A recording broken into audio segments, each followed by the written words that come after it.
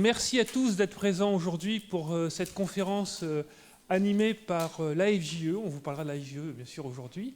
Mais avant toute chose, je vais laisser la parole à mes invités qui vont se présenter une par une. Alors, j'ai des invités uniquement des dames aujourd'hui, mais vous savez que les jeux d'entreprise, il y a beaucoup de femmes chez les jeux d'entreprise. Le Master Jeux d'entreprise en est une belle illustration, puisque en Master 2, on n'a qu'un seul garçon. Alors j'ai tendance toujours à dire que c'est normal, c'est moi qui fais le recrutement et je préfère les filles, mais non, c'est pas du tout ça, c'est effectivement la profession se féminise et bon, bah, c'est plutôt bien en fait. Voilà. Donc, Juliette, je te laisse te présenter. Une présentation globale. Voilà, tu te présentes, voilà, tu parles un peu de ton parcours, tu dis qui tu es. Et... Ça marche, ça devrait être facile. Je sais pas, parce que dans ton truc, tu avais mis la vie après. Hein. Ah non, j'ai mis d'abord la présentation de la FJE. Ah ouais, non, bon. On le fera après, c'est pas grave. On fera après. Ah bah, c'est là pour représenter la FJE, on va en parler. On va en parler, oui, on va en parler. Alors bonjour à tous, je suis Juliette Nocera, je suis responsable juridique chez Groupe Vogue. Donc je m'occupe de tout. Je suis responsable de l'ensemble du service juridique chez Groupe Vogue. Donc j'interviens tant sur le pôle corporate, immobilier, marque, RGPD, contractuel, et je sécurise également le mandat de direction générale du directeur général, donc par rapport au PDG. Donc moi je suis sortie des bancs de la fac il n'y a pas si longtemps finalement. Ah ouais, c'était hier, non je plaisante. Ça a quelques années maintenant, mais ça reste très court. Très court. Non, j'ai un parcours un peu particulier. En fait, j'ai fait une licence de droit général. Ensuite, j'ai fait un master 1 et 2 pratique du droit des affaires. Et ensuite, j'ai fait un master spécialisé à l'IAE, management et administration des entreprises, en alternance. Là où je dis que c'est un peu particulier, c'est que du coup, je suis rentrée chez Groupe Vogue en alternance. Et en fait, j'ai créé le service juridique. Donc en fait, j'ai commencé en alternance, puis je suis devenue juriste. Et par la force des choses, j'ai vite évolué au poste de responsable juridique. Donc j'ai vite touché à beaucoup de choses pour finalement créer tout le service juridique. Voilà. J'ai fait un peu le tour. Je ne sais pas si besoin de compléments. Ah oui, moi j'ai mon micro. Donc, bonjour, Magali Roard. Moi, je suis en charge de la direction juridique, fiscale et compliance chez Auchan France. J'ai un parcours essentiellement lillois. J'ai fait, alors à l'époque, c'était pas des masters déjà, j'ai fait une maîtrise droit des affaires ici, à Lille 2, et ensuite un DESS droit des affaires à Amiens, donc à l'université Picardie-Jules Verne.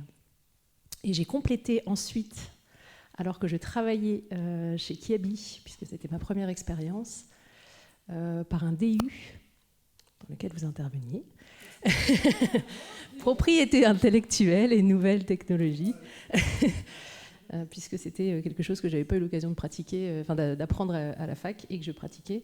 Donc j'ai commencé, suite à un stage de longue durée chez Kiabi, petite équipe juridique, donc j'ai fait pas mal de choses différentes, du droit des sociétés, du droit économique, donc, et je suis passée ensuite responsable juridique droit des sociétés et fiscalité, parce qu'on n'était pas nombreux, donc on faisait plein de choses, et j'avais aussi la propriété intellectuelle d'ailleurs, et puis au bout de 7 ans, j'ai intégré donc le groupe Auchan comme responsable juridique corporate et à l'international, dans lequel j'ai aussi, donc je suis restée 7 ans à nouveau, et j'ai travaillé sur des problématiques de compliance à l'époque en complément, c'était les prémices, puisque c'était en 2012-2013, donc c'était très tôt par rapport à la loi Sapin 2.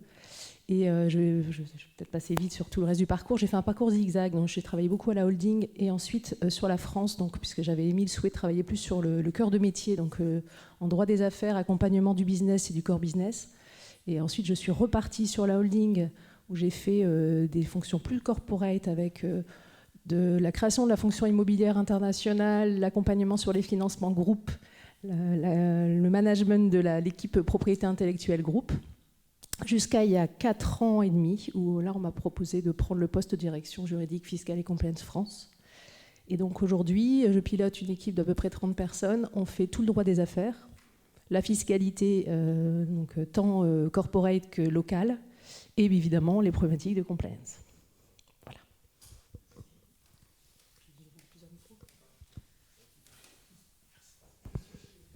Martine, je crois que ton micro n'est pas allumé. Là, il faut attendre qu'il s'allume. Attends, tiens, je te prends celui-ci. Je regarde celui-là. Bonjour à tous, Martine Wood. Donc moi j'ai un parcours, comment dire, un peu particulier pour un juriste. Non, pas un juriste, je vous expliquerai pourquoi. J'ai commencé aussi pareil ici, il y a quelques années, un peu plus longtemps que toi, Juliette. J'ai fait une maîtrise dans les affaires, exactement comme toi, hein, à l'époque. Ensuite, j'ai passé le concours d'avocat. Moi, j'étais avocat, je voulais me spécialiser en droit des sociétés, droit des affaires, mais particulièrement droit des sociétés, droit fiscal. Donc, j'ai intégré un cabinet d'avocat. J'ai été associée d'un cabinet pendant une quinzaine d'années. Et là, je travaillais particulièrement sur les restructurations, groupes, petites entreprises, enfin voilà, un peu tout dans cette spécialité-là, que j'ai beaucoup aimé d'ailleurs, c'est une profession que j'ai vraiment beaucoup aimée. Pour des raisons personnelles, j'ai quitté la profession d'avocat et là j'ai intégré une banque qui s'appelle Creatis, je ne sais pas si vous connaissez cette banque, qui à l'époque était l'ancien Crédit municipal de Lille, donc une banque très très particulière. Fonctionnaire, donc là je suis arrivée dans un monde complètement différent de celui que je connaissais en tant qu'avocat évidemment, et là on m'a demandé, on m'a fait confiance parce que c'était pas forcément évident mon parcours précédent, je connaissais pas le droit de la consommation, et on m'a proposé donc de créer la direction juridique, ce que j'ai fait. Il n'y avait rien, c'était vide, donc j'ai créé une direction juridique, j'ai tout mis en place, et aussi la conformité, parce qu'il fallait remettre en place la conformité de cette banque. Cette banque, quelques mois après mon arrivée, le closing était en cours, donc j'ai pu là utiliser mes compétences, et c'est toujours bien de se raccrocher à des choses qu'on connaît bien. Je me suis utilisé mes compétences en droit des sociétés pour pouvoir accompagner et démontrer que j'étais capable déjà de faire quelques petites choses et terminer le closing, parce que le groupe Cofidis rachetait cette petite banque à l'époque, et voilà ce que j'ignorais complètement quand on m'a embauché. Donc ça, c'était une chance inouïe pour moi quand même. Il faut avoir de la chance aussi par rapport à nos fonctions, et parfois accepter de prendre des métiers, enfin des postes qui sont peut-être un peu moins rémunérés au départ, voilà, repartir. J'avais une quarantaine d'années quand je suis repartie dans ce métier-là, et c'est vrai que c'était une chance que Office rachetait derrière, donc ça m'a permis d'évoluer. Je vous expliquerai après pourquoi. Donc cette banque Creatis, petite banque, j'ai mis en place le juridique, la conformité, et très rapidement on m'a demandé de rentrer au comité de direction pour mettre en place un métier complètement transversal et opérationnel dans la relation client, la centrale, enfin le centre de clientèle, et puis les services administratifs de la banque.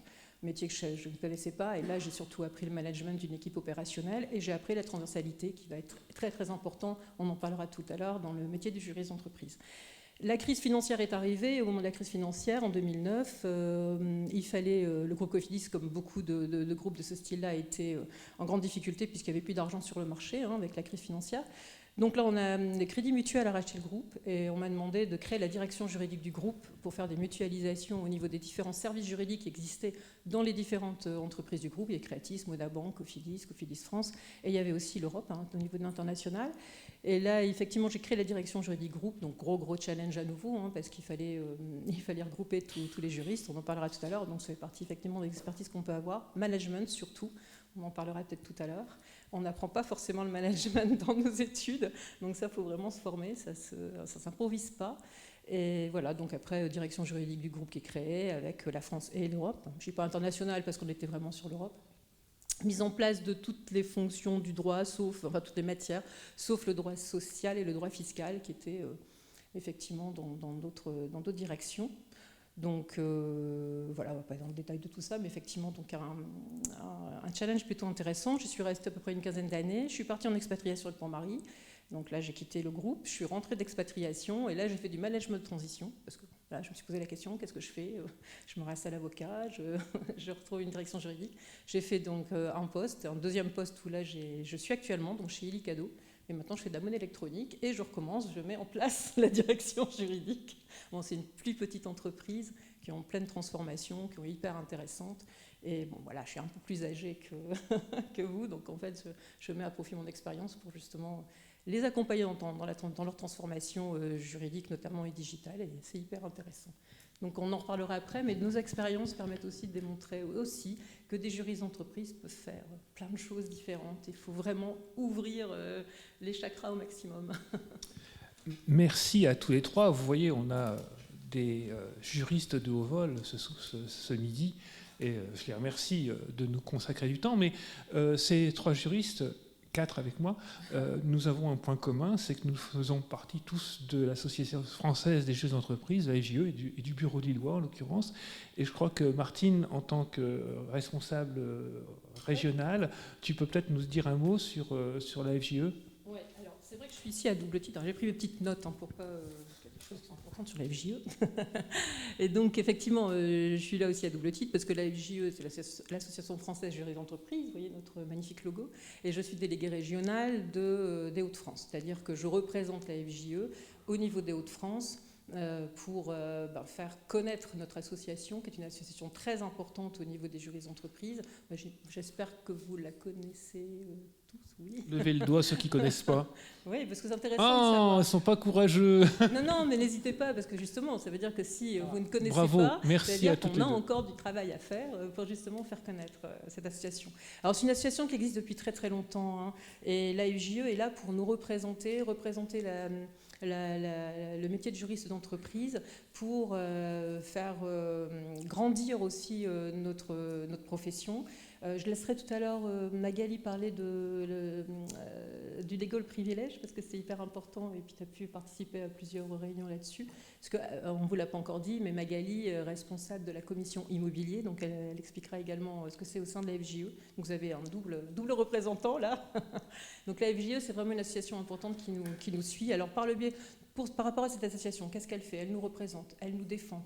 Elle a créé là de la déontologie, parce qu'effectivement, il faut que nous fassions notre métier dans un cadre déontologique important quand même. Et là, c'est vraiment boosté en ce moment là-dessus. Elle nous défend, on parlera du legal privilege après. Elle nous forme, c'est-à-dire qu'il y a vraiment un pan très très important de l'association, c'est la formation des juristes. Parce qu'évidemment, vous le savez, au début, vous le voyez, vous êtes à la faculté, mais tout le temps, il faut se former. On ne peut pas rester sur nos acquis. Alors oui, après, quand on a d'expérience, on a des réflexes, on a de l'instinct, on le sent, les choses qui vont pas, mais il faut toujours effectivement se former. Là, on parlera peut-être tout à l'heure de RSE. La RSE sont des nouveaux sujets très importants pour les juristes, il ne faut pas l'oublier, il faut se former. Moi, on a des parcours, on a fait plein de choses. La RSE, je découvre un peu aussi. On se fait accompagner par des avocats. Il ne faut surtout pas hésiter non plus. Évidemment, on ne sait pas tout.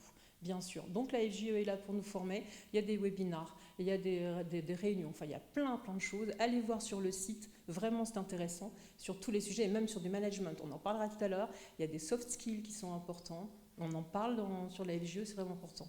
Nous, de notre côté, et Juliette fait partie de mon bureau au niveau de la FJE, on essaye de créer des événements pour nos adhérents. On a à peu près 300 adhérents sur les Hauts-de-France. On crée des événements, on essaye parce que vraiment, ça nous prend du temps. Nous sommes tous bénévoles dans la FJE, c'est important. Et c'est parce qu'on aime notre profession, donc on a envie de la faire connaître.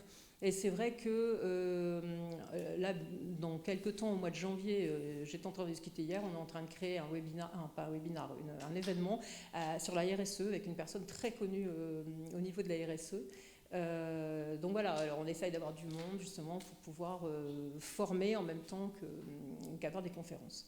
Donc voilà, je crois que j'ai rien oublié sur notre rôle au niveau de la FJE, globalement. Non, je pense que c'est très complet. Alors, ce qu'on fait aussi, et je suis désolée, j'en avais plusieurs, j'en avais beaucoup, et je les ai oubliés au bureau, j'étais un peu pressée ce matin. La FJE sort un journal comme ça, tous les 3 mois, c'est tous les 3 mois, qui est très très intéressant. Je t'en donnerai plusieurs, Michel. Et effectivement, dedans, il y a des articles de droit, il y a des tas de choses intéressantes sur notre profession. Donc ça fait partie, on peut l'avoir en ligne également. Hein. Donc si vous êtes adhérent, vous avez accès à tout ça. Donc n'hésitez pas. Les étudiants ont des prix oui, on a négocié des prix attractifs. C'est vrai qu'on avait travaillé là-dessus parce que justement, on a envie de vous faire adhérer de façon à ce que vous connaissiez notre association et que surtout, que ça vous serve, quoi. Parce qu'il y a de la formation, il y a vraiment des choses intéressantes. Oui, et il y a effectivement... je n'arrête pas de parler, donc je vais te laisser parler. Donc en complément, en effet, il y a un comité des jeunes juristes, parce que Martine a parlé en termes d'organisation dans la FJE, il y a les délégations régionales, donc dans chaque région de France, puisque c'est la première association en France et en Europe, donc elle a beaucoup d'adhérents qui sont répartis sur tout le territoire, et elle crée aussi du coup beaucoup de liens avec d'autres associations au niveau européen et international. Et donc en termes d'organisation, au-delà il y a 4 permanents dans l'association, il y a des délégations régionales donc dans chacune des régions, qui est en train d'essayer d'ailleurs de mieux se répartir pour être au plus proche de chacun, pour pouvoir toucher chaque juriste sur le territoire. On a en complément donc des commissions experts, donc je vais parler juste après de la commission immobilier.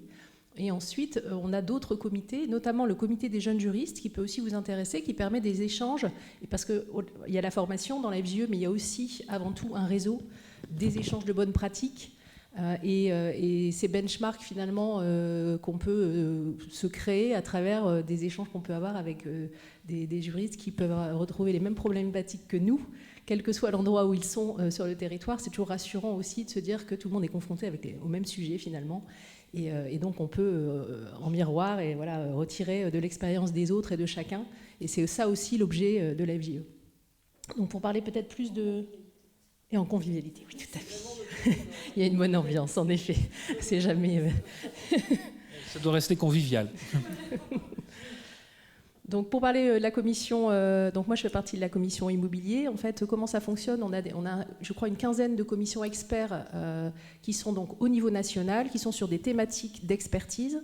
Donc il y a le droit public, il y a le droit de la concurrence, la compliance. Enfin voilà, il y a énormément de choses différentes qui sont organisées, structurées avec des noyaux d'experts qui sont actifs, qui animent en fait cette commission avec un rayonnement national.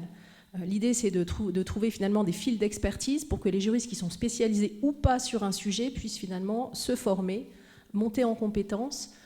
Et donc, par la force des choses, on va avoir des ultra-experts qui vont être plus actifs, qui vont pouvoir rayonner et apporter à ceux peut-être qui pratiquent les sujets ou les matières correspondantes de façon plus sporadique ou qui souhaitent tout simplement se tenir informés et apprendre de l'expérience des autres.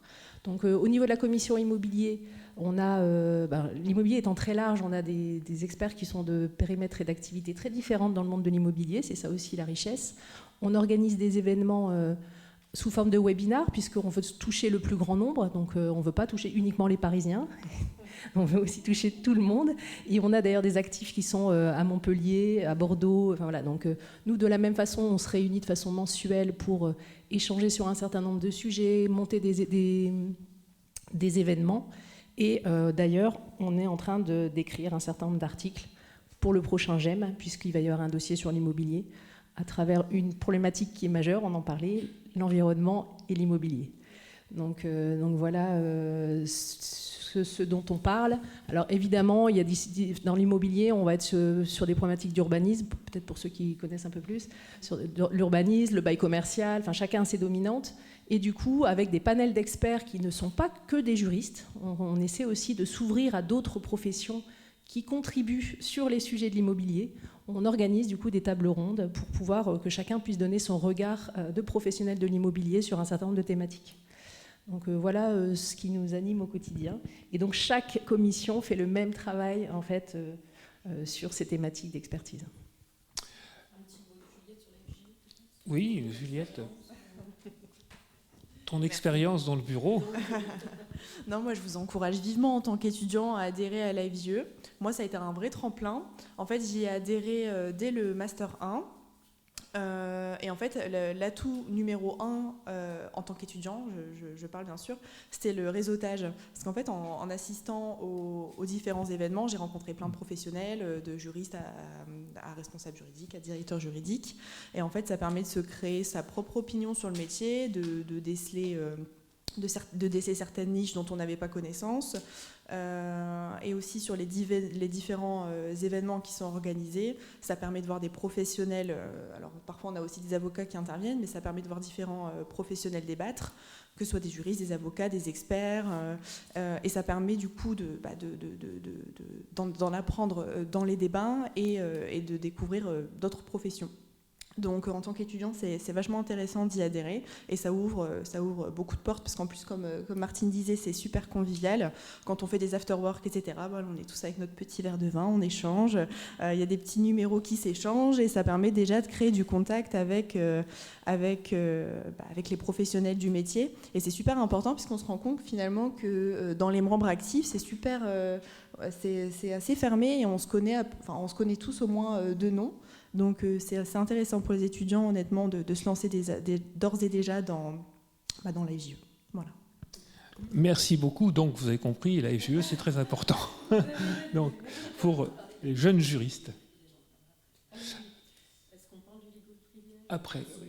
Alors donc aujourd'hui, on a un public qui est composé de juristes déjà en formation, de jeunes juristes d'entreprise qui sont déjà en entreprise, et puis il y a beaucoup de jeunes qui se posent la question de savoir mais est-ce que j'ai envie de devenir juriste d'entreprise ?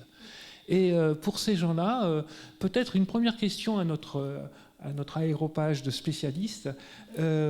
Pour vous, en fait, qu'est-ce qui fait un bon juriste ? Quelles sont les qualités d'un bon juriste ? Juliette, tu as le micro. Allez, je vais commencer. Un bon juriste, c'est quelqu'un qui a l'écoute, qui sait prendre du recul, qui sait prendre de la hauteur, qui est curieux. C'est les 3 notes principales que je m'étais notées, moi, quand j'ai un peu préparé l'intervention.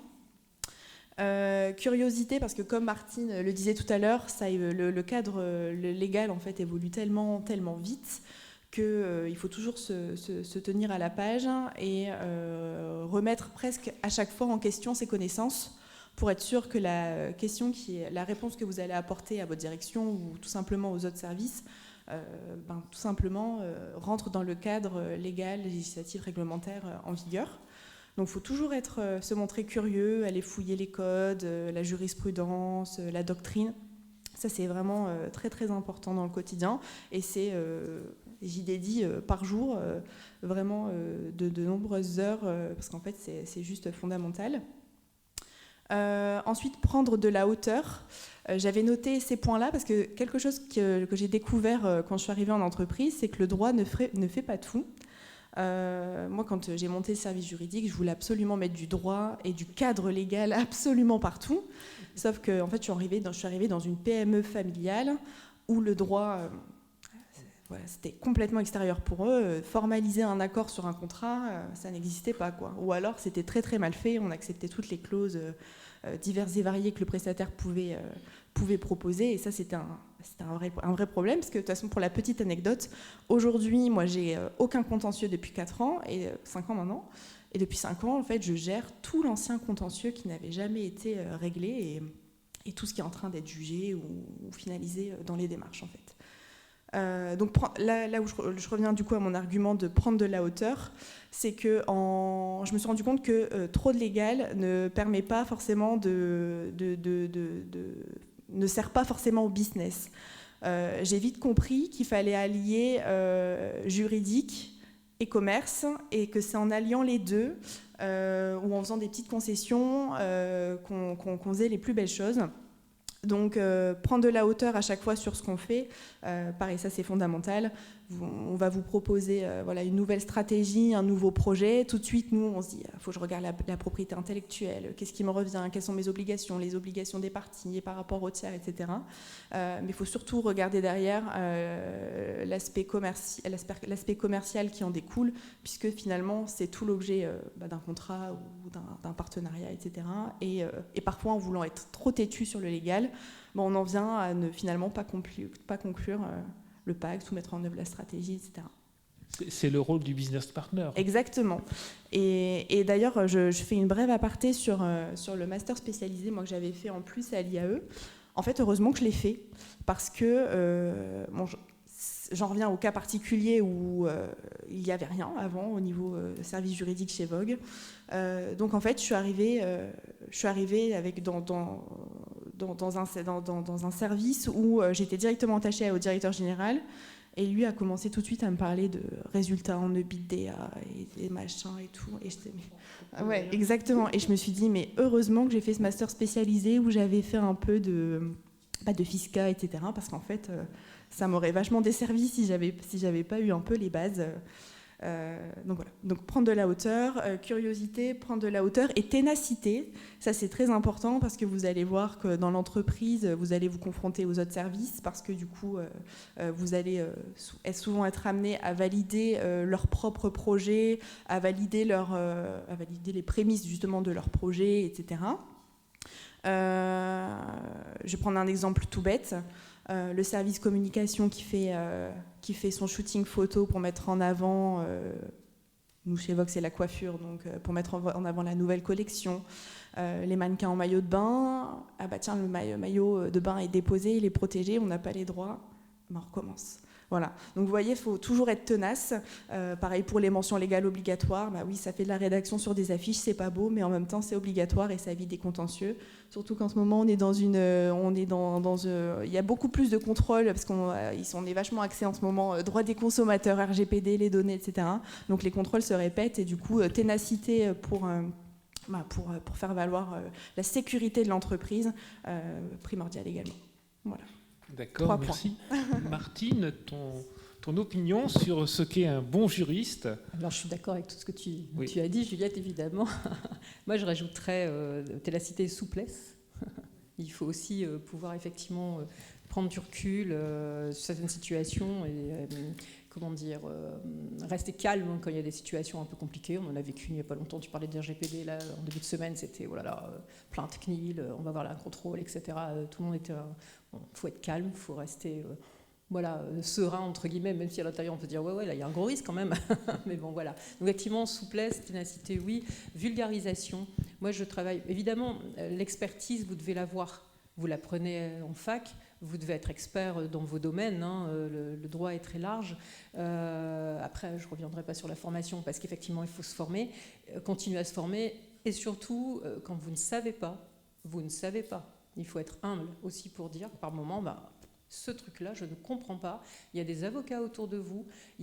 On parlait du réseau également, d'autres juristes, on posait la question. On n'est pas des apprentis sorciers non plus. Et moi, même si j'ai de l'expérience depuis longtemps, il y a des moments je ne sais pas. Donc je demande, et c'est pas un problème. Il faut être humble également. C'est parfois je dis un peu comme un médecin, quoi. On ne peut pas tout savoir. Donc notre métier est difficile, hein, qu'on soit avocat, qu'on soit juriste d'entreprise. Le métier de juriste d'entreprise est difficile. Donc il ne faut pas hésiter non plus à se faire conseiller. Donc moi je dirais un peu d'humilité aussi simplement. Alors également. Vous avez devant vous effectivement souvent la direction générale parce qu'on essaye de plus en plus, et on parlait de la UGE, mais c'est aussi notre rôle dans l'association de faire monter, j'allais dire, les juristes d'entreprise au plus haut niveau de l'entreprise, c'est-à-dire d'être attaché à des COMEX, être attaché directement au centre décisionnel, c'est vraiment important. Et comment on le fait? Bon, moi je l'ai vécu, mon retour d'expérience par rapport à ça, quand je suis arrivée, quand j'étais avocat, je suis arrivée de l'autre côté, juriste d'entreprise, enfin responsable juridique au départ, puis directeur juridique. Et ben, il a fallu que je reste un peu humble et un peu dans mon coin, parce qu'effectivement c'est une banque. Bon, ok, une banque c'est régulé. À l'époque ça l'était pas énormément, aujourd'hui ça l'est beaucoup. Donc j'ai dû faire apprendre au fur et à mesure que le juriste était important et qu'il était au cœur des décisions. Et c'est vraiment ce qui s'est passé, mais il faut pas y arriver en bousculant toutes les portes, le légal, un peu comme tu disais Juliette tout à l'heure. Effectivement, faut rester un peu, pas dans l'ombre, c'est pas ça. Il faut démontrer que c'est important, mais en même temps, y aller doucement. Enfin, en tout cas, ça a été mon expérience. Et au fur et à mesure, effectivement, on arrive au plus haut niveau de rattachement. Ce qui a été, en mon cas, rattaché au COMEX, c'est au niveau du directoire. Donc ça, c'est vraiment important. Donc, voilà, je parle surtout des soft skills, en fait, et puis vulgariser. Après, je le laisserai compléter, mais vulgariser, parce que quand on sort de la fac, il y a un gouffre avec ce que vous allez connaître. Quand vous êtes en alternance, vous commencez déjà à le voir, mais il y a un gouffre effectivement entre ce qu'on apprend et ce qu'on vit. Parce que vous avez devant vous des opérationnels, des commerciaux, des partenaires, ils veulent avancer, le juridique, on s'en fout, de toute façon, c'est là pour nous bloquer. Ça change de plus en plus. Mais on est des empêcheurs de tourner en rond un peu. Bon, ça change, ça évolue, surtout dans des grosses entreprises, un peu moins dans des entreprises plus petites, mais c'est vrai que c'est important. Donc vulgariser. Si vous sortez des textes, ok, c'est intéressant, mais excusez-moi de dire ça, mais en fait, tout le monde s'en fout. Dire l'article L511 du Code monétaire et financier, ok, il dit quoi? Voilà, faut vulgariser. C'est important, c'est difficile, ça s'apprend aussi, mais la vie Dans le juridique, vous l'apprendrez de toute façon, obligatoirement. Donc voilà, en tout cas, c'est un super métier. Moi, j'adore ça. Mais effectivement, le savoir-être est vraiment important. Voilà, je vais te laisser compléter parce que sinon, tu n'as rien dit. En effet, en premier, je pense aux capacités, aux skills relationnels. Donc en fait, tout le bagage de ce que vous êtes en train d'apprendre et ce que vous allez continuer d'apprendre chaque jour de votre vie, parce que c'est comme la réalité, est juste le moyen, mais qui restera caché derrière. C'est pour ça que je parle de relations et de communication, parce qu'en fait, il va falloir construire, et c'est ça tout l'enjeu, et la grosse différence pour moi entre les juristes d'entreprise et d'autres professionnels du droit, c'est qu'en fait, en effet, on a le sujet de la curiosité. Donc évidemment, il faut qu'on connaisse le cadre réglementaire de la structure dans laquelle on travaille, mais également tout le secteur d'activité, tout ce qui touche toute l'actualité au quotidien. Typiquement, moi je suis dans le secteur de la grande distribution, il faut qu'on connaisse les interactions, le poids de chacun, les évolutions de parts de marché, les regroupements à l'achat, des nœuds de non-concurrents. Pourquoi ? Parce que finalement, ça nous aide à comprendre quel va être le mindset des dirigeants et la stratégie qui va être posée pour l'entreprise. Pourquoi également ? Parce que la contrainte que pourrait être le cadre législatif peut être aussi une opportunité. Et finalement, nous, on est là pour éclairer sur ce cadre. On n'est pas là pour dire l'article un tel du Code de commerce, il dit ça, tout le monde s'en fout, c'est ce qu'on dit. On est là pour éclairer sur les niveaux de risque, quel est finalement, jusqu'où on peut aller, parce qu'il faut qu'on puisse se défendre correctement ou être en attaque, voilà, versus nos concurrents. Et c'est là où on est un vrai levier de la direction, c'est par cet apport. Si on se contente de dire non, ça c'est pas possible, la loi ne le permet pas, le texte de la loi ne le permet pas, donc c'est no go, évidemment, ils viennent plus nous voir, parce qu'il n'y a aucune obligation de venir voir une direction juridique dans une entreprise. Donc on doit construire une légitimité, une relation de confiance, pour qu'ils viennent nous solliciter, et une culture, évidemment aussi, puisqu'en fait, tous les jours, on porte la bonne parole, et la bonne approche qu'on a permet finalement qu'ils commencent à s'acculturer aussi au sujet juridique, et les prendre en compte dans le cadre des réflexions stratégiques. Donc voilà, pour moi, un bon juriste, il a ce bagage nécessaire du coup sur la curiosité évidemment du quotidien dans son métier d'expertise, mais sur tout le secteur d'activité. Et s'il change de main de secteur, il va devoir s'approprier les nouveaux secteurs et tous ses entrants, etc. Donc c'est ça le vrai apport, je pense, d'un juriste d'entreprise. Donc il y a beaucoup de sujets de communication, de force de conviction, d'assertivité, voilà, de curiosité évidemment, parce qu'en effet, on lit plein de choses tout le temps, sur plein de supports différents, parce qu'il faut justement être tout le temps au fait de tout ce qui se passe, y compris sur le secteur d'activité de son entreprise. Donc, pour être un bon business partner, au-delà des compétences qu'il faut acquérir, il faut avoir aussi les fameux soft skills, c'est-à-dire le savoir-être, et également être un bon communicant. Est-ce que, pour vous, l'anglais, c'est important ? C'est des questions que les étudiants posent souvent. Moi, je suis nul en anglais, je suis germaniste. Bon, alors... Je peux en parler, j'ai travaillé à l'international chez Auchan, donc évidemment en anglais. Désormais, je suis uniquement sur la filiale française. Pour autant, nos contreparties ne sont pas que françaises. On travaille avec des fournisseurs qui sont dans tous les pays du monde. On monte des partenariats avec des boîtes qui sont au UK ou autres. Et là, évidemment, quand je me tourne vers l'équipe et que je dis il faut telle expertise pour aller en égo, ils me regardent pour certains avec les yeux du lapin dans les phares. Je ne parle pas anglais. Et donc, naturellement, il y a une sélection qui se fait, puisque ces dossiers-là, ils seront adressés par des gens qui parlent anglais, évidemment. Donc, c'est pas irrécupérable, c'est pas parce qu'on le fait pas, on l'a pas fait pendant les études qu'on peut pas apprendre. Ça se fait tout au long de la vie, c'est ce qu'on a dit aussi. Et c'est quelque chose qui est plus facile à la limite à acquérir que des compétences juridiques. C'est sûr. Est-ce que vous avez des questions sur ce thème de ce que c'est qu'un bon juriste ? Est-ce que quelqu'un a une question à poser ? Non ? Ça vous semble clair ? Oui ? Bon, bravo, vous avez été très clairs, les filles. Alors, il y a juste une chose dont on n'a pas parlé, alors c'était sous-jacent dans ce que j'ai dit. On nous demande énormément d'analyser le niveau de risque. De plus en plus, on nous dit « Ok, mais là, Parce que l'idée, c'est ce qu'on disait, c'est pas d'être chevalier blanc, en fait. C'est pas d'être celui qui va respecter absolument la loi, alors que tous les concurrents, ils sont en train de faire autre chose. Et que finalement, on peut pousser toujours un peu, c'est aussi notre métier, c'est ça qui est amusant, de pousser la limite, voilà, jusqu'où on peut aller. Et donc finalement, c'est là aussi où on a un rôle très important, c'est de mesurer et d'aider à mesurer le niveau de risque. Et jusqu'à, pour les financiers, se tourner vers nous et dire « Ok, mais ça fait combien en euros ?» Et donc nous, en fait, désormais, on est contributeurs sur les lignes dans les modèles économiques, sur combien ça représente en euros, ce risque-là, si on décide de le monter comme ça. Donc ça, c'est aussi quelque chose qu'il faut avoir en tête, parce que ce n'est pas forcément quelque chose qu'il y avait à l'époque, nous, quand on était à la fac, je ne sais pas désormais, mais ça fait partie des attendus désormais. Alors,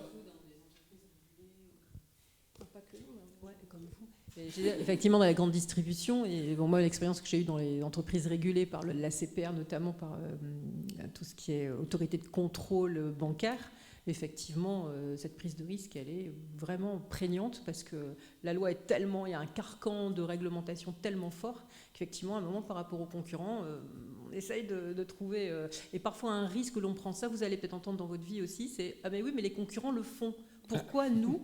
Et pourquoi vous n'autorisez pas, vous juristes, à le faire alors que les concurrents le font ?» Parce que certains concurrents vont prendre des risques sur tel ou tel ou tel domaine, nous sur tel ou tel ou tel domaine, et à un moment l'équilibre, voilà, on l'a pris sur un domaine et pas sur un autre, donc on ne sait pas ce qu'a fait le concurrent sur ces risques. Donc voilà, parfois, ça effectivement, l'autre le fait, mais il a peut-être d'autres risques, nous on ne prend pas, enfin voilà. Donc c'est toujours un équilibre en fait, c'est ce que tu disais Magali, c'est un équilibre, et ça c'est un côté difficile aussi de notre profession quand même, hein, mais c'est le plus intéressant aussi. Alors, vous avez anticipé sur la suite, puisque en fait, l'autre question qu'on se posait, c'est quel est le rôle du juriste en entreprise ? Ce rôle évolue tout le temps, mais bon, c'est une question très vaste. Qu'est-ce que vous pouvez en dire ? Oui, en filigrane, ça c'est un effectivement... peu redondant, mais oui. En premier lieu, sécurisation de l'ensemble du spectre de l'entreprise. Donc sécurisation, le maître mot, j'ai envie de dire, pour répondre à la question de Michel. Mes collègues en ont parlé, mais on a toute la partie maintenant qui est de plus en plus prenante de mise en conformité avec la compliance, où il y a toujours de plus en plus de normes qui sont imposées aux différentes entreprises. Défendre les intérêts de l'entreprise. Je vais prendre un exemple, moi particulièrement sur la propriété intellectuelle, où la marque est l'enjeu numéro 1, où la concurrence est rude, avec beaucoup de copies, etc. Donc ça va aller jusque-là, que ce soit France ou international. Et ensuite, être garant de la responsabilité de ma direction, en l'occurrence pour mon cas. Voilà. Je pense avoir fait un petit peu le tour. Je sais pas si... Oui, non. Effectivement, on en a parlé un peu dans ce qu'on vient de dire avant, mais oui, sécuriser, accompagner. Je veux vraiment accompagner. Et puis, manager une équipe. Ça, c'est vraiment un rôle hyper important que l'on a. Quelles compétences tu dois avoir pour manager une équipe ? Ça demande... En fait, j'allais dire que moi, dans l'expérience, parce qu'on a quand même eu des équipes importantes de juristes, je crois que c'est le plus difficile. Quelque part, quand on a la technique, enfin tout ce qu'on va vous expliquer, on vous a expliqué tout à l'heure, c'est vrai qu'on a la technique juridique, on sait quand même pas mal de choses au niveau technique. Pour moi, l'humain est le plus compliqué à gérer, effectivement. Parce que vous avez des équipes importantes, des gens qui veulent travailler ensemble, qui ne veulent pas travailler ensemble. Il faut faire en sorte que tout ça prenne, parce qu'on est une vraie équipe. Et moi, j'ai toujours dit qu'on avait plusieurs choses dans plusieurs cerveaux que dans un. Donc moi, j'ai toujours beaucoup travaillé avec mes équipes, et ce que je fais encore bien sûr aujourd'hui. Mais qu'est-ce qu'il faut avoir comme qualité pour manager une équipe ? C'est écoute, humilité, pouvoir sanctionner quand on doit sanctionner, parce que c'est pas toujours drôle, mais ça fait partie aussi de notre rôle. Fermeté. Pardon ? Fermeté, donc. Fermeté. et beaucoup d'écoute, je pense, beaucoup d'écoute et de réassurance. C'est pas un mot très très joli, mais rassurer les équipes aussi quand elles en ont besoin, je pense que c'est vraiment hyper important. Donc ça s'apprend, ça s'apprend. Après il y a des formations, après c'est aussi on aime ou on n'aime pas. Il y a des gens qui n'aiment pas du tout, enfin des personnes qui n'aiment pas manager. Et c'est pas, et parfois c'est pas un cadeau. Alors là aussi, ça me fait penser à quelque chose. On a l'impression que on est obligé. J'avais lu des articles là-dessus qu'on est forcément bon juriste, puisqu'on parle de juriste, si on est manager. Ben non. On a l'impression qu'aujourd'hui, pour être manager, on doit être manager pour démontrer qu'on a réussi notre carrière. Ben non. C'est pas, moi je l'ai vu dans mon expérience, des collaborateurs qui sont devenus managers et ça n'a pas fonctionné et ils étaient en souffrance. Donc voilà, ça c'est important aussi. Il ne faut pas vous mettre en tête qu'il faut obligatoirement être manager. On est manager parce qu'on est bon. Non. Enfin, voilà, en tout cas, voilà, je te laisse compléter.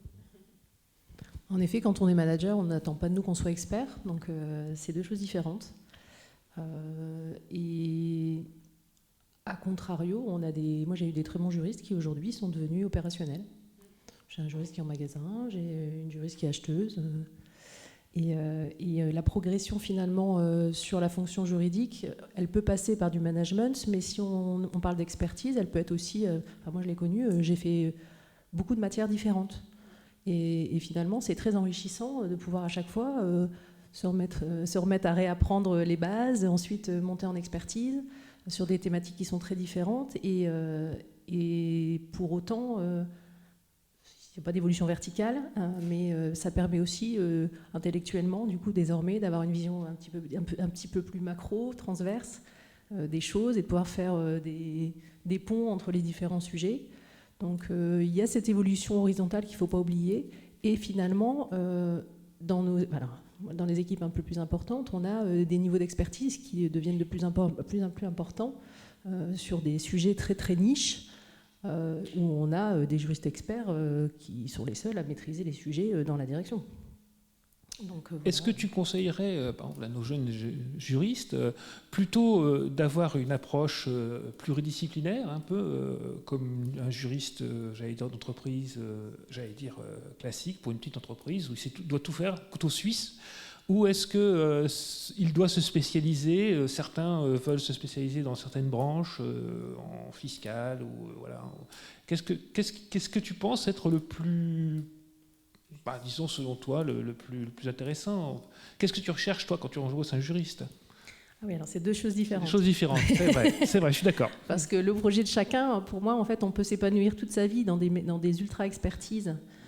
Et donc cheminer parce qu'on prend des dossiers de plus en plus importants et rester, il y a des gens ils font du M&A toute leur vie et d'autres par contre qui ont besoin de changer. Donc c'est pareil, j'ai des juristes achats, la centrale d'achat qui est le sujet le plus tendu chez nous, qui font de la convention de distribution, et c'est leur domaine, ils sont hyper spécialisés sur le sujet, ils s'éclatent et typiquement il y a une juriste, elle n'est plus chez nous, elle est partie dans une autre enseigne du Nord, mais elle fait ça depuis le début et elle adore. Et elle adore ça, elle fera toujours ça. Elle a tenté le management et elle s'est rendue compte que c'était pas ce qu'elle voulait faire. Voilà, c'est ça. Elle voulait être juriste expert et c'est là-dedans qu'elle s'est éclatée. Manager des hommes, ça l'intéressait pas plus que ça. Parce que finalement, quand on devient manager, on est forcément moins dans les dossiers. Il faut en avoir conscience. On ne peut pas être en niveau de granularité et être complètement focusé sur ces dossiers comme on l'est à 100% quand on est juriste expert, parce qu'on doit justement piloter une équipe, un périmètre et d'experts, et s'appuyer, et puis les faire grandir, les alimenter, etc. Donc ce sont des rôles complètement différents, et donc je pense que ça dépend vraiment de ce que chacun a en lui, on va dire, et ce qu'il a comme projet. Après, le choix entre généraliste et spécialiste, c'est pareil, ça dépend d'où on a envie de travailler. Si on veut demain travailler dans des structures qui sont plus petites, peut-être plus agiles du coup, forcément, les expertises seront plus généralistes, qui seront recherchées. Enfin, les profils qui sont recherchés seront plus généralistes. Aujourd'hui, en effet, moi, dans mon équipe, on cherche des gens qui sont plutôt experts, déjà seniors. Bon, il y a quand même des jeunes, hein, évidemment, on assure une complémentarité. Mais naturellement, en fait, la taille de l'équipe fait que les niveaux d'expertise sont beaucoup plus poussés que dans des équipes plus restreintes. Donc, c'est un choix, finalement, de chacun. Martine, tu as quelque chose à ajouter? Non, je suis suis complètement en phase avec ce que tu dis. Je réfléchis par rapport. C'est vrai que moi, il n'y a pas de réponse. Parce que c'est une question qu'on me pose souvent, Alors, notamment moi, dans les tables rondes, tout ça. Les gens ils me disent bah oui, qu'est-ce qu'il faut faire Donc, je vous pose la question. C'est vrai que nous, si on reprend le début, quand on a nos études, c'était assez généraliste parce qu'on était à l'époque, mon droit des affaires, c'était généraliste. Bon, moi, c'est vrai que je savais déjà que je voulais faire du droit des affaires, droit des sociétés. Je voulais être avocat là-dedans, donc je savais bien déjà. Mais ça m'a permis quand même, moi, cette formation généraliste, quand même, quelque part. Après, je me suis spécialisée en droit des sociétés, droit fiscal. Mais ça m'a permis, en fait, de rentrer après dans une banque. Et on apprend, en fait, le droit de la consommation bancaire. Je ne connaissais pas. Voilà, en 6 mois, on se forme, on a un mindset, on sait comment se former en juridique. Donc, on peut se former après sur des choses plus précises. Après, comme tu disais, Magali, on a des équipes aussi, après, quand on est responsable, d'experts. Donc après, le problème pour nous, parfois, quand on n'est pas expert, parce que je parlais d'humilité tout à l'heure, quand on est directeur juridique, par exemple, c'est parfois avoir quelqu'un devant vous qui est beaucoup plus expert que vous. Bah oui, effectivement, et j'ai besoin de l'expertise ton expertise de juriste, j'en ai besoin, mais il sait plus de choses que vous. Par contre, nous, on a l'expérience, on sent quand quelque chose ne fonctionne pas, on a une vision transverse, et on a une vision aussi de la direction, tout ce qu'on a expliqué tout à l'heure. Donc c'est vrai qu'en étant même généraliste, on peut se spécialiser, et être généraliste permet aussi, si on aime par exemple le management, de gérer des équipes d'experts. Voilà, donc il n'y a pas de bonne réponse, de réponse. Après, il y a des niches quand même aujourd'hui. Moi, je le vois. Bon, on parlait du RGPD. On parle de la propriété intellectuelle. Moi, je suis dans une entreprise qui fait des cartes cadeaux, donc de la monnaie électronique. On est dans les cryptoactifs. On parle de cryptoactifs, de monnaie électronique. Là, on est un peu dans des niches quand même. Et là, il n'y a pas beaucoup d'experts justement pour le coup. Donc ça, c'est parfois des métiers comme ça, justement sur les métiers un peu plus nouveaux. FinTech, on en parlera peut-être tout à l'heure si on parle de l'IA ou pas, mais voilà, là, il y a des niches. Et là, il n'y a pas beaucoup d'experts justement pour le coup. Donc là, faut être curieux, regarder, tu le disais, faut regarder ce qui se passe autour de nous, c'est important. Juste peut-être pour rebondir sur quelque chose que tu as dit tout à l'heure. Moi, j'ai su dès la 2e année, j'ai découvert le métier de juriste d'entreprise, je ne sais plus comment, par hasard, et j'ai su tout de suite que je voulais faire ça. Et donc, finalement, il y a un point qui est essentiel quand même, en effet, j'en parlais, c'est les modèles économiques. Une entreprise, elle est là pour être rentable, et donc par la force des choses, tous les KPI financiers, il faut les comprendre. Donc ça nécessite que chacun s'intéresse et se forme sur les KPI financiers, la compta. Moi, j'ai appris énormément en conso, la présentation des comptes. C'est peut-être un peu rébarbatif, mais c'est nécessaire parce qu'en fait, vous allez discuter au quotidien avec des gens qui sont drivés par ça. En fait, ils ne parlent, ils ne regardent, et finalement, toutes les décisions sont prises avec une vision. Quel est le niveau de rentabilité ?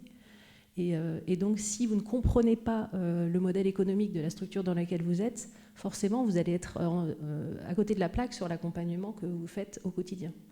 Donc ça nécessite de le prendre en compte et de l'anticiper, parce que là, c'est l'opportunité d'être formé sur le sujet, même si en effet, après, on fait des formations, il y a des formations de finance pour juristes, mais pour non-financiers, mais je pense que c'est un élément essentiel, parce que dans une entreprise, de toute façon, il faut comprendre tout ce qui est économique. Est-ce que vous avez des questions à poser sur ce point à nos juristes ? Non ? Ah, une question. Oui, allez-y. Vous avez beaucoup parlé d'économie, mais par exemple, là, on va choisir nos spécialités pour le prochain semestre, et on a un choix entre droit fiscal et RGO. Vous recommandez quoi ? Plutôt des obligations ou droit fiscal ? RGO, vous pouvez traduire parce que... Régime général des obligations. Et droit fiscal. Ou droit fiscal.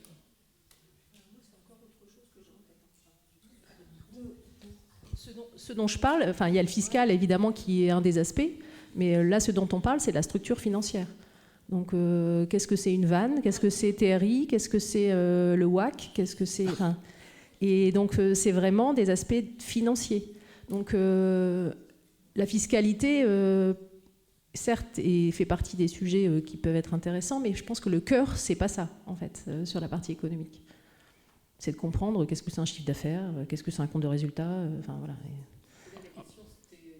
Et donc là, Qu'est-ce qu'on sur choisit le choix entre droit fiscal, droit des obligations, ça dépend de ce que vous voulez faire. Disons que le droit des obligations, ça fait quand même partie de la base. Oui, c'est votre base juridique, donc il faut la voir, quoi. Il faut la voir. La fiscale, c'est intéressant, mais c'est déjà une spécialisation. Si vous n'avez pas les bases en droit des oblis, c'est un peu embêtant. Vous voyez ce que je veux dire? Je suis d'accord. Vous ferez du contrat. Vous serez obligé de faire du contrat. C'est les régimes, oui, c'est en plus. Non, mais c'est toujours bien cette spécialisation. Enfin, je veux dire, faut être vraiment. Ça fait partie du fond commun du juriste. Je veux dire, voilà, faut maîtriser ça. Hein. Le droit fiscal est déjà beaucoup plus spécifique, peut-être. Oui. Après, le droit fiscal, c'est large. Quand moi je parle on parle de fiscalité, c'est de la fiscalité attachée aux opérations de restructuration, M&A, etc. Après, il y a tout le droit fiscal attaché, je sais pas, TVA, pardon, l'immobilier. Enfin, le droit fiscal, c'est hyper large en fait, et c'est technique. Et je pense, je parle sous réserve de ce que vous pensez, mais je pense que le droit fiscal, selon les endroits où on travaille, vous travaillerez plus tard, peut s'apprendre. C'est technique le droit fiscal en fait. Et on n'a pas besoin d'apprendre le droit fiscal dans sa totalité. Moi, je ne connaissais pas les TVA, les choses comme, enfin bref, ou les BIC, ou je sais pas, j'étais plus axée sur une partie du droit fiscal. En revanche, les obligations, effectivement, ça permet aussi d'avoir une structure, une analyse plus rapide sur les obligations. Je crois que c'est quand même la base, ça, pour le coup. Enfin, Oui, c'est partie de la boîte à outils du juriste. Hein. Ouais, je trouve. Ouais. D'autres questions? Moi, je vais juste compléter ce que Madame a dit tout à l'heure. Effectivement, je prendrai régime des obligations parce que, par exemple, en fait, tout simplement, je vais vous donner un exemple qui, moi, en fait, je savais pas trop comment fonctionnait l'entreprise avant que j'y mette les pieds. Et pareil, j'ai vachement été complexée entre quel choix est-ce que je vais faire, fiscal, obligation. Enfin, on s'est forcément posé la question. Et en fait, plus on avance dans l'expérience entreprise, plus on se rend compte qu'à un certain moment, à un moment donné de la vie de l'entreprise, on va s'y retrouver. Par exemple, le droit fiscal. Bon, déjà, j'aimais pas ça. Déjà, de un. Déjà, j'aimais pas ça. Et ça m'impressionnait un petit peu. Je vais pas mentir, ça m'impressionnait un petit peu. Et il y a eu un moment dans mon quotidien où j'ai eu pour mission de simplifier l'organigramme de l'entreprise, c'est-à-dire qu'on avait la holding, toutes les filiales, les sous-filiales, et j'avais pour projet de simplifier tout ça. Donc, on est passé par soit de la fusion, soit de la transmission universelle de patrimoine, et forcément vient un moment ce côté fiscal. Mais il ne faut pas oublier que dit entreprise dit service dédié. En fait, je me suis fait peur tout seul. Alors, par contre, il faut bien comprendre les termes qui sont utilisés, mais j'ai été accompagnée par le DAF, par le contrôleur de gestion, par la direction, et en fait, c'est un travail d'équipe. Donc, vous allez forcément vous y retrouver dans vos différents sujets, quoi. Il n'y a pas forcément, comme disait Martine, d'être expert sur tous les sujets, puisque par définition, on ne peut pas. Voilà. Marine, une question?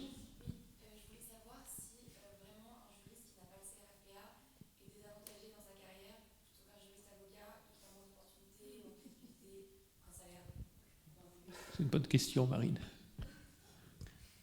Moi, alors après, je suis une jeune juriste, mais j'aurais tendance à dire pas du tout. Après, ça dépend. Il y a des annonces, notamment les grandes entreprises, qui demandent à ce que le juriste soit juriste avocat. Alors, j'ai pas la réponse à pourquoi. Sans doute pour défendre les intérêts directement de l'entreprise devant les tribunaux. Moi, effectivement, c'est sûr que demain j'ai un contentieux, qu'il soit immobilier au niveau des marques, etc. J'appelle notre conseil, ça c'est sûr. Ils ne sont pas forcément inscrits au barreau, ces avocats-là. Ah, je savais pas. Ouais, d'accord, je savais pas. J'aurais tendance à dire que non. L'expérience après. Pour parler parce que c'est des discussions qu'on a déjà eues avec mes collègues. Moi, je ne regarde absolument pas. Je regarde vraiment, et finalement, l'échange avec les candidats est majeur, puisqu'on regarde les soft skills. Et on considère qu'en effet, sur le bagage, par définition, même juste avec un contrôle de référence, on considère que ça doit aller. Mais qu'est-ce qui est acheté quand certains souhaitent justement à ce qui est un passage en cabinet? Parce que c'est plus ça. C'est l'acquisition des méthodes de travail qui est dispensée dans certains cabinets. Je dis certains parce que ce n'est pas forcément toujours le cas de tous, mais finalement, c'est cette perception qui est dans certaines entreprises que les collaborateurs dans un certain nombre de cabinets ont acquis des méthodes de travail extrêmement rigoureuses qui vont pouvoir servir de base à leurs skills pour devenir juriste d'entreprise. Voilà. Je ne suis pas forcément, moi, attachée du tout à ce sujet-là, mais pour autant, ça fait partie des entrants de certaines entreprises. Et toi, Martine ? Non, j'ai jamais. Pourtant, je suis été avocat pendant longtemps quand même. Enfin, beaucoup de directeurs juridiques ont été avocats. Tu peux nous dire un mot sur la passerelle, parce que je pense que les jeunes. Moi, j'ai pas fait la passerelle. Non, mais tu connais la passerelle ? Oui, je connais. Oui, il faut 7 années d'expérience, si je me trompe pas. C'est 7 ans, 7 années 7 ans d'expérience. d'expérience Et après, en tant que juriste d'entreprise. Oui. Vous faites un dossier auprès du barreau. Vous avez 2 entretiens avec le barreau et après avec le bâtonnier. Et ensuite, vous passez un examen de déontologie. C'est ça. Voilà, donc il faut réussir la déontologie pour pouvoir accéder à la passerelle. Donc voilà. Et donc on passe de juriste d'entreprise à avocat. avocat. Donc vous devenez avocat sans passer le concours d'avocat. Ouais, on n'est pas avocat en entreprise. Voilà. Alors moi, pour revenir sur le sujet, moi je regarde pas du tout ça non plus en fait. Non, je te rejoins complètement. Ça vous rassure, pourtant, Marine ? on pourrait se dire... non. Ouais, c'est vrai.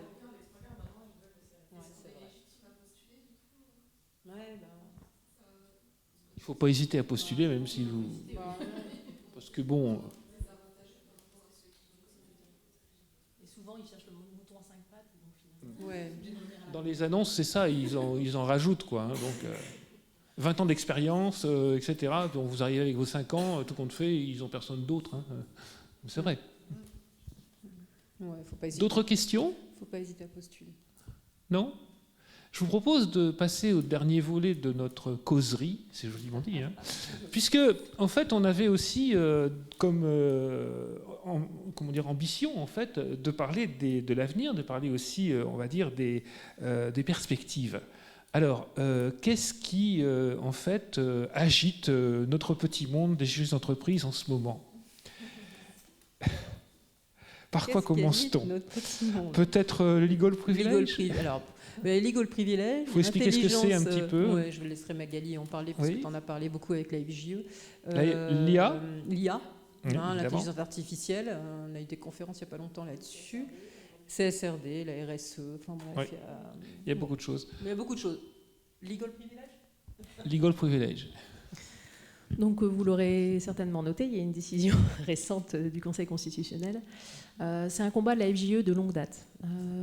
L'idée c'est quoi ? C'est que finalement, alors il y a eu beaucoup d'amalgames justement récemment et un combat de pédagogie pour faire comprendre qu'on n'était pas en train de reparler d'un vieux sujet qui était l'avocat en entreprise. Puisque l'idée c'est quoi finalement ? C'est qu'aujourd'hui on est...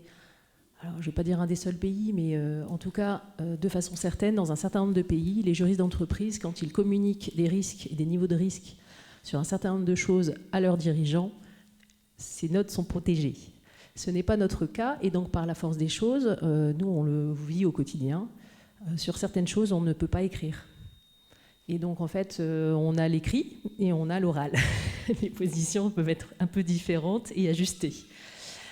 Donc c'est pas très confortable, ça ne participe pas non plus finalement à l'acculturation des sujets juridiques par les dirigeants, puisqu'on ne peut pas finalement formaliser, et dans le temps du coup les prises de position avec les niveaux de risque associés peuvent être oubliées sur le pourquoi. Donc c'est un vrai sujet de protection des entreprises, de sujet de concurrence versus des entreprises qui sont situées dans d'autres pays. Ça peut être aussi un sujet d'attractivité, puisque on a des juristes d'ailleurs qui arrivent d'autres pays qui sont surpris en arrivant, ils se disent mince, là moi j'étais protégée dans mes avis, vu que je suis en France, désormais c'est plus le cas. Donc voilà, un sujet qui paraît donc, comme vraiment quelque chose. Les écrits contre toi, c'est ça l'idée. Exactement, c'est aujourd'hui. Alors évidemment, les autorités de contrôle, puisqu'on les a tous les jours, évidemment, chez nous, peuvent soit par des enquêtes, soit par des perquisitions, saisir un certain nombre de sujets, de choses, des pièces, et dont nos avis, et s'en servir contre l'entreprise pour l'incriminer dans le cadre d'infraction. Ce qui est quand même assez paradoxal, puisque nous, on est là plutôt, et c'était quand même tout le combat, en effet, on est là pour promouvoir le droit, les lois, le respect des lois, et donc sécuriser les entreprises, justement, avec cette promotion du bon niveau au niveau juridique dans les entreprises. Donc c'est un combat de longue date. La FJE a été extrêmement active avec d'autres associations pour faire entendre, et c'était plutôt déjà positif, puisque en effet, on n'est jamais allé aussi loin, on va dire, dans le processus législatif. C'est certainement juste partie remise, nous l'espérons. Donc on a une loi qui a accepté effectivement de nous reconnaître le legal privilege, et pour une raison, on va dire, oui, c'est vrai que la manière dont la loi a été votée et la manière dont ça a été intégré dans cette loi, bon, c'était pas très logique. Le Conseil d'État a retoqué. Donc ça a été retoqué en effet comme cavalier législatif, non pas sur le fond mais sur la forme. Donc c'est ce qui laisse espérer Conseil constitutionnel. C'est le Conseil constitutionnel, oui, j'avais un doute, c'est le Conseil constitutionnel, tout à fait. Qui a retoqué. Donc c'est pour ça que ça nous laisse espérer quand même que le sujet continue de cheminer et puis être reproduit dans une nouvelle loi dans le futur. Oui, parce que le principe n'est pas remis en cause. Oui, c'est la méthode législative qui est remise en cause. Oui. Et puis finalement, c'est aussi l'organisation des pouvoirs au sein des instances de décision des lois actuellement, qui pourraient, avec un paysage un peu différent dans les prochaines élections, changer un peu la face des choses. On avait un garde des Sceaux qui était très très supporter de la loi, qui en avait fait un enjeu vraiment de souveraineté et de concurrence de la France. Et donc voilà, on espère que ça pourra... Et je crois que les avocats n'étaient pas très favorables à Alors, cette... il y avait différentes typologies de combats qui ont dû être menés par la FJE. Évidemment, en effet, les avocats qui ont pensé, alors contre toute attente, on n'a jamais compris le pourquoi, que ça allait leur prendre leur business. Donc tout l'enjeu, ça a été de leur faire comprendre, mais bon, le barreau de Paris n'a jamais voulu entendre, que finalement, on ne travaille pas avec les avocats juste parce qu'ils ont la confidentialité. Quand on travaille avec des avocats, c'est parce qu'on va chercher des expertises, on disait, des complémentarités d'expertise sur des sujets bien particuliers, puisqu'ils ne font pas le même métier que nous. Donc ça, il y a eu, malgré tout, il y a une incompréhension qui est liée justement à tout le passif sur le sujet de l'époque des avocats en entreprise. Il y avait un certain nombre d'autorités de contrôle qui étaient vent debout, de façon extrêmement violente, contre toute attente, de façon assez surprenante, parce qu'on est quand même dans un pays démocratique avec le principe du contradictoire. Mais de façon, voilà, ils ont vraiment attaqué très très fort pour qu'on ne puisse pas aboutir cette loi pour pouvoir continuer à saisir l'intégralité des pièces, parce que déjà de toute façon, il y a la confidentialité des avocats est attaquée aussi, donc dans tous les cas, il ne voulait surtout pas que les juristes puissent avoir un niveau de confidentialité. Et donc malgré finalement, et puis évidemment un certain nombre de partis politiques, et pour pouvoir accéder à cette confidentialité, il y avait des conditions déontologiques. Donc il y avait des conditions. Il y avait d'une part des conditions de formation, puisqu'il fallait un master en droit. Il y avait des conditions de formation en déontologie. Et là, en effet, la FJE naturellement apparaissait comme un support naturel, puisque a été créé de longue date un code de déontologie au sein de la FJE, que les adhérents normalement acquiescent à respecter, qui est peut-être pas assez connu, je pense, dans le monde des juristes d'entreprise, puisque vous le savez peut-être, mais il y a eu quand même une loi qui est assez ancienne, à laquelle d'ailleurs avait contribué également la FJE, qui est venue créer juridiquement en fait la fonction de juriste d'entreprise, et qui prévoit d'ailleurs la confidentialité des informations que nous recevons. Nous ne sommes pas normalement à pouvoir les communiquer de façon libre, nous sommes soumis de facto, mais là de la même façon, du coup, par la force des choses, ce code aurait servi de base à une formation. Elle aurait été ajustée puisqu'il y a eu des compromis qui avaient dû être posés pour pouvoir obtenir un consensus sur et le fait que la loi avance et chemine. Mais dans tous les cas, finalement, tous les adhérents des organisations, puisqu'il y a aussi Cercle Montessieux et puis l'agence des banques, des juristes de banque, voilà. À partir du moment où on suivait ce module et on avait l'attestation, on pouvait, parce que ça reste une faculté, adosser sur certaines notes la confidentialité des avis. Et d'ailleurs, a été prévue également une sanction si évidemment on allait au-delà de ce que prévoyait la loi. Sanction personnelle, pénale. Est-ce que vous avez des questions sur ce legal privilege ou... Vous le connaissiez déjà Non ? Non, pas encore, oui, effectivement. Alors, La grosse distinction avec les avocats, c'est que c'est pas attaché à la personne du juriste, c'est vraiment attaché au contenu, à l'acte. de la note. Donc, Oui, voilà. tout à fait. Ouais, c'est particulier. C'est d'ailleurs ce qu'on a expliqué aux avocats, hein, parce que bon, ils avaient l'impression que Oui, qu'on crée une nouvelle profession réglementée, Voilà, c'est alors que ça. c'était pas du tout le cas. c'était pas du tout le cas. Oui, tout à fait. Ça va, ça vous éclaire un petit peu? Oui. C'est une vraie évolution pour notre Ah oui, c'est pour le coup, oui. Pour le coup, oui. Ben, il nous reste un quart d'heure. On parle un petit peu d'intelligence artificielle, bien sûr. Martine, tu veux nous en parler? Alors, l'intelligence, c'est un grand... Et d'ailleurs, il y a un très, très bel article là-dedans sur GEM. Alors, l'intelligence artificielle, c'est vrai qu'on en parle énormément sur l'intelligence artificielle générative. Et parfois, on entend dire que cette intelligence va faire disparaître le métier de juriste d'entreprise. Donc, il faut savoir si vous allez disparaître ou pas. Ça vous intéresse? Parce que, effectivement, si vous avez peut-être déjà fait l'expérience, je ne sais pas, sur ChatGPT, d'aller mettre clause de... C'est comme ça que vous faites vos devoirs, hein, les troisième années, hein, de toute façon, hein, ChatGPT, non? Clause de résolution ou j'en sais rien. Et vous voyez qu'effectivement, la clause peut être rédigée. Enfin voilà, donc il y a quand même pas mal de choses autour de l'intelligence artificielle générative pour les juristes. On a eu une conférence il y a quelques temps aussi par la FJE avec Christophe Roquilly de l'EDEC, Ouais. Stéphane Donte, l'ancien bâtonnier, qui est très versé. très attentif à tout ça. Beaucoup plus spécialiste que moi. Et c'est vrai qu'en fait, on était quand même arrivé à une conclusion qu'à ce stade, pour le moment, oui, effectivement, des contrats assez classiques pourraient effectivement être faits d'une façon, j'allais dire, un peu automatisée. Mais ce qui est encore très prégnant aujourd'hui, c'est l'humain, quelque part. Parce qu'effectivement, la machine n'est pas encore prête, elle ne sait pas, on parlait de risque tout à l'heure, de prendre des positions, quel risque on va prendre. Voilà, donc ça, effectivement, l'humain est encore très, très important. La grosse difficulté également, mais ça pourra peut-être évoluer dans les années à venir, hein, vous serez peut-être confronté à ça, sans doute beaucoup plus que moi en tout cas, vu votre jeune âge, c'est aussi la problématique des sources. Faites attention à ça. Est-ce que les sources dans ChatGPT, on s'est aperçu par exemple qu'il créait des jurisprudences. Il faisait référence à des jurisprudences qui n'existaient pas. Il mélangeait parfois des réglementations européennes, internationales, enfin bref, d'autres pays. Voilà. Donc il y a un vrai problème de source, il y a un vrai problème de sécurisation avec ces outils-là pour le moment. Peut-être que dans quelques années, tout ça n'existera pas, enfin plus, peut-être que les sources seront bonnes, je n'en sais rien. En tout cas, aujourd'hui, on a quand même plutôt tendance à dire que le juriste ne va pas disparaître. Après, oui, il y a des choses qui vont peut-être disparaître. On parlait de formalités, par exemple, sur le droit des sociétés, des choses comme ça, effectivement, qui n'ont pas forcément de valeur ajoutée. Peut-être que ça, effectivement, ça disparaîtra, mais ce n'est pas le travail pur d'un juriste, j'allais dire. Voilà, donc...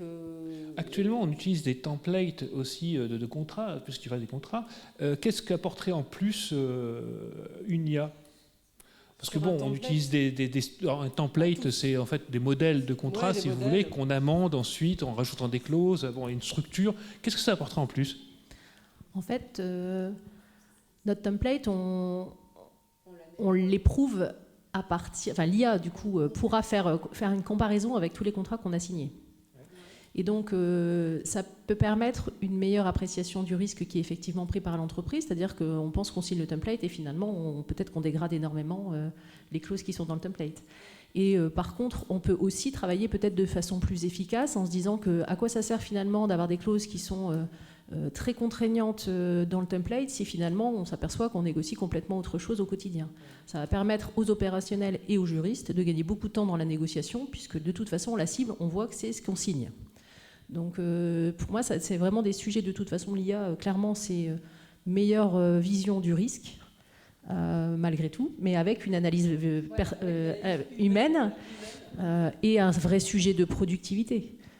Pour le coup, moi, dans mon équipe, ils utilisent ChatGPT, mais après, tout dépend pourquoi. C'est-à-dire à quoi ça sert? Une fois qu'on s'est fait les recherches, qu'on sait ce qu'on veut mettre comme message clé, de passer du temps finalement à réfléchir sur comment on va worder un courrier, alors que finalement il est tout à fait en capacité de nous sortir un courrier de façon extrêmement qualitative qu'on doit envoyer, je ne sais pas, à un fournisseur lambda. Tu as déjà fait une mise en demeure par ChatGPT? Ils le font. Ils le font? C'est bluffant. Donc clairement, quel est l'intérêt de passer 1 heure sur un courrier s'il peut le sortir en 10 secondes? Le vrai enjeu, c'est en effet d'être formé, de comprendre les biais, les limites, que ça n'empêche pas l'humain de réfléchir.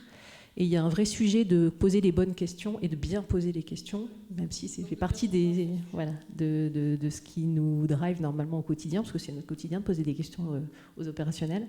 Mais donc il y a un vrai sujet de formation. Je ne sais pas si de la même façon, il commence à y avoir des spécialistes, il commence à y avoir des IA juridiques qui sont en train de sortir, qui ne sont pas forcément encore grand public, donc je pense que ça va être le cas très prochainement.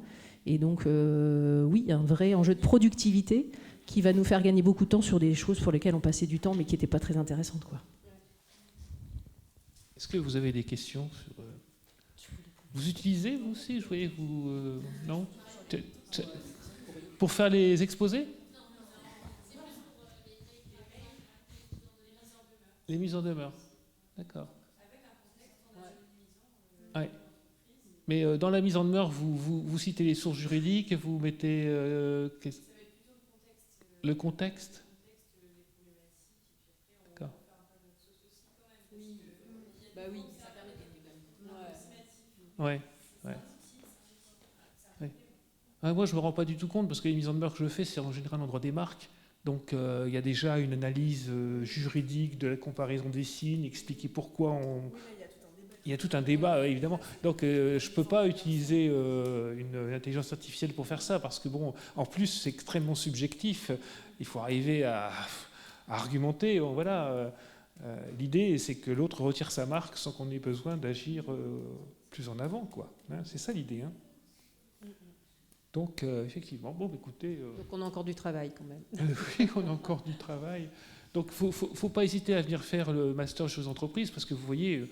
vous ne serez jamais remplacé pour l'instant par une intelligence artificielle. On a besoin d'intelligence naturelle, voilà, je crois. Il y a beaucoup de débats sur l'IA par rapport aussi, enfin ça nous concerne moins, sur les problématiques de montant des indemnités données par les magistrats.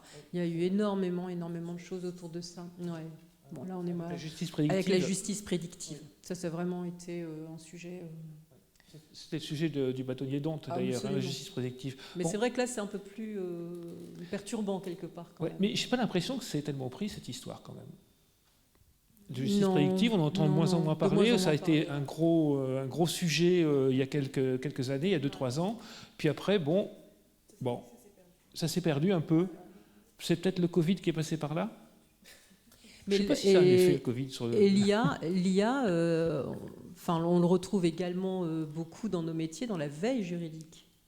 On n'a pas parlé de veille juridique. Ouais. Mais ça, c'est des moteurs de recherche plutôt, non? Oui, mais c'est de l'IA générative. Oui, c'est vrai. Oui. Et effectivement, ça peut nous aider parce que la veille juridique, c'est quelque chose qui est hyper important, mais qui est pénible. C'est vrai, parce qu'on y passe beaucoup de temps. Enfin, les équipes y passent beaucoup de temps. Et il y a tellement d'informations qu'effectivement l'IA peut nous aider à ce niveau-là quand même aujourd'hui. Alors c'est vrai que quand je visite les entreprises pour mes étudiants, il y a un item veille juridique, on pose toujours la question de la veille juridique, on se rend compte qu'il y a beaucoup d'entreprises qui disent « Oh, pas le temps, on ne fait pas de veille juridique ». Et c'est quand même problématique parce que bon, la mise à jour, c'est fondamental dans nos métiers. On ne peut pas se permettre de ne pas être à jour. Et la veille juridique, alors elle est quelquefois externalisée, auprès d'autres services, voilà. Bon. Et il y a moi, je travaille. Une partie de notre activité dans l'entreprise dans laquelle je travaille est régulée par la CPR et on est obligé de faire des veilles. C'est une obligation dans le cadre de la régulation de faire de la veille juridique. Donc voilà. Donc on en fait, mais de toute façon il faut en faire. Il nous reste 5 minutes. Elles vous sont consacrées. Est-ce que vous avez des questions? Oula. Non? Ah, d'accord. Ok. Alors, mademoiselle au fond, puis vous ensuite.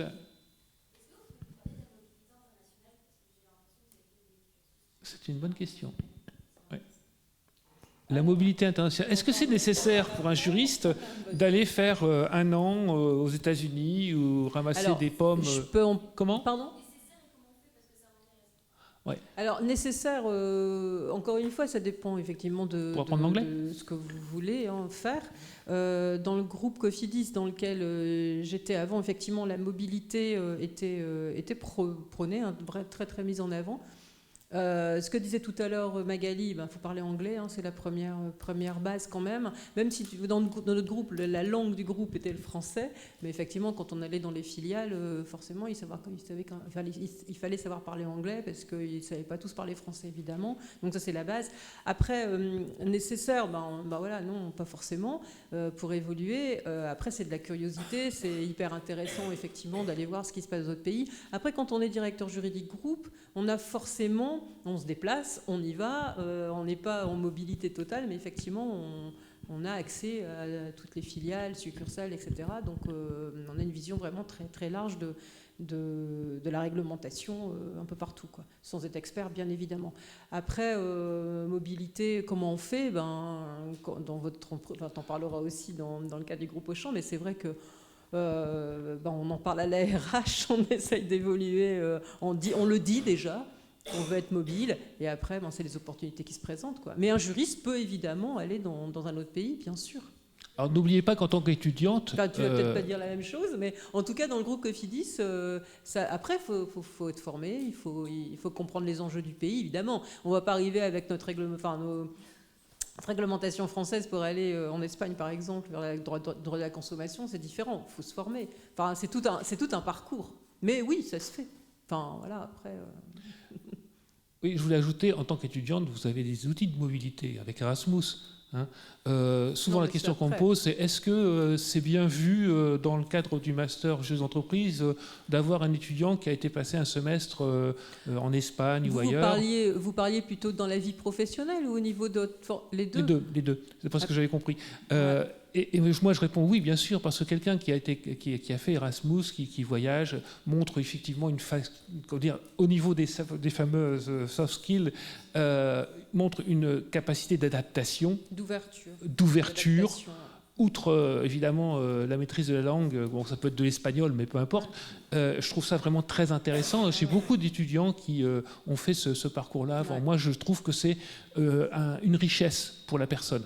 Et je cherche des personnes riches. Mais l'international, de toute façon, je suis partie en expatriation. Je n'ai pas travaillé dans une entreprise pendant j'ai fait deux missions sur. Mais rien que partir à l'international, de toute façon, ça vous demande de vous adapter effectivement à une nouvelle culture, à une nouvelle langue, peu importe l'âge quelque part, mais effectivement l'adaptation elle est hyper importante. Et après vous le retrouvez dans vos capacités d'adaptation dans les entreprises. Donc oui, l'international, effectivement, avoir une petite expérience en tant qu'étudiant, partir 6 mois quelque part, moi je pense que c'est vraiment effectivement hyper enrichissant. Parce qu'on apprend beaucoup sur soi en fait quand on se retrouve dans des milieux quelque part inconnus. Voilà. Après, tu n'étais pas forcément d'accord avec moi. En fait, la limite, ça reste quand même la connaissance de la législation locale. Donc, par la force des choses, moi, typiquement, dans l'équipe, j'ai une juriste qui vient du Brésil, une juriste qui vient de Grèce. Elles ont refait des masters en France. C'est juste pas possible. Donc, au-delà de l'apprentissage de la langue, sinon, ça marche pas. C'est pareil. Donc, il y a eu des mobilités. Parce qu'en fait, ce qu'on disait, quand on est sur des métiers de management, c'est peut-être plus facile. On n'attend pas une expertise, on s'appuie sur les expertises de l'équipe. Donc c'est plus facile. Vous avez un Espagnol qui a dirigé d'ailleurs. Exactement. Donc, et il y avait un accent vraiment bien marqué. On voyait qu'il était espagnol. Donc pour du management, c'est plus facile. Pour des fonctions de juriste expert, forcément, c'est beaucoup plus compliqué. Typiquement, nous, on avait quelqu'un qui a demandé une mobilité, qui est parti en Italie, mais parce qu'il parlait italien, ça s'est pas bien passé. Il connaissait pas la législation locale, il n'était pas opérationnel, donc forcément, la direction juridique d'accueil, ça a été compliqué. Pendant des mois, il n'était pas opérationnel. Donc en fait, c'est devenu celui qu'on mettait sur le côté parce qu'il n'était pas en capacité de gérer les dossiers, de rédiger correctement des contrats, etc. Donc il y a quand même il faut avoir en tête, et c'est pareil quand j'ai une juriste russe qui a voulu, au moment de la guerre, qui a voulu venir dans mon équipe. Nous, on avait des besoins de seniors en immobilier. Elle était spécialiste en immobilier. Elle avait vraiment très, très spécialiste en immobilier. Pour autant, elle connaissait rien du tout en droit immobilier français. Et le droit immobilier en Russie n'est pas du tout le même. Et la notion de propriété, déjà, n'est pas la même. Et donc, on lui a expliqué que ce n'était pas possible qu'on l'internalise du jour au lendemain. Il fallait qu'elle monte en compétence sur le droit français. Et donc là, elle est en formation à Paris pour apprendre le droit immobilier français. D'accord. Mademoiselle, vous avez une question ?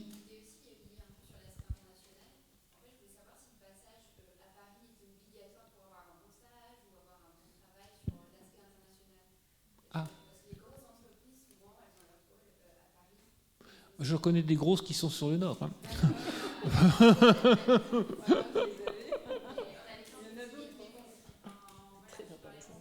En gros. Martine ?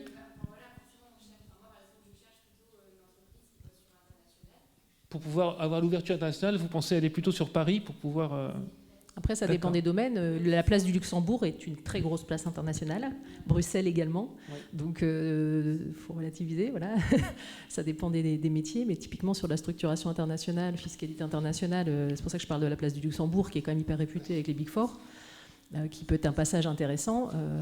Mais on a en effet, dans le bassin de l'emploi du Nord, des grosses structures très internationales. Quand on parle de Decathlon ou le Safre, ils sont essentiellement à l'international plus que sur la France. Et donc les juristes, ça parle partout en anglais. Donc il n'y a pas de, encore une fois, il n'y a pas de bon ou mauvais parcours. Et il n'y a pas de bonne ou mauvaise réponse finalement. On peut faire plein de choses. Ça dépend aussi, on disait, de chances, d'opportunités, de rencontres. D'où le lien avec la FJE qui permet finalement de construire son projet. Le sujet, pour moi, il n'est pas international ou local, il est en fonction de l'expertise. En fait, là, moi, quand je dis j'ai 30 personnes dans l'équipe qui travaillent, il y a presque 30 métiers différents. Ils travaillent tous différemment, sur des sujets différents, et pas forcément avec les mêmes méthodes, parce qu'ils sont sur des sujets qui ne sont pas forcément les mêmes. Et donc, un juriste immobilier, il ne va pas travailler de la même façon qu'un juriste corporate ou qu'un juriste en droit de la concurrence. Et les tâches en tant que telles, du coup, vont être différentes.